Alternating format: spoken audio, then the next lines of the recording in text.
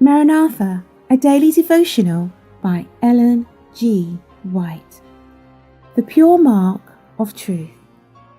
The Lord said unto him, Go through the midst of the city, through the midst of Jerusalem, and set a mark upon the foreheads of the men that sigh and cry for all the abominations that be done in the midst thereof.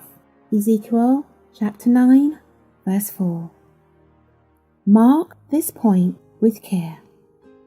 Those who receive the pure mark of truth, wrought in them by the power of the Holy Ghost, represented by a mark by the man in linen, are those that sigh and that cry for all the abominations that be done in the church. The class who do not feel grieved over their own spiritual declension, nor moan over the sins of others, will be left without the seal of God. Not all who profess to keep the Sabbath will be sealed. There are many even among those who teach the truth to others who will not receive the seal of God in their foreheads. They had the light of truth. They knew their Master's will. They understood every point of our faith, but they had not corresponding works. Not one of us will ever receive the seal of God while our characters have one spot or stain upon them. It is left with us to remedy the defects in our characters, to cleanse the soul temple of every defilement.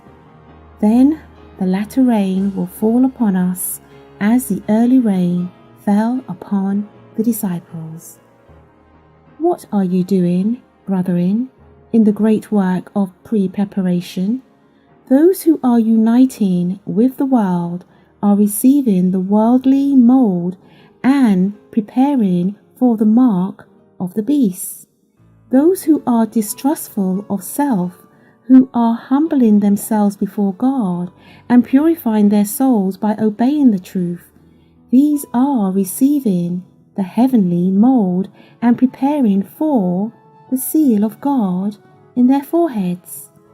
When the decree goes forth and the stamp is impressed, their character will remain pure and spotless for eternity.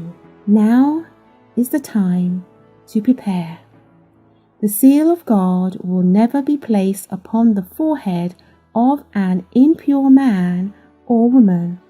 It will never be placed upon the forehead of the ambitious, world-loving man or woman.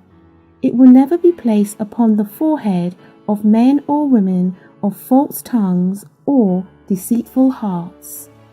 All who receive the seal must be without spot before God, candidates for heaven.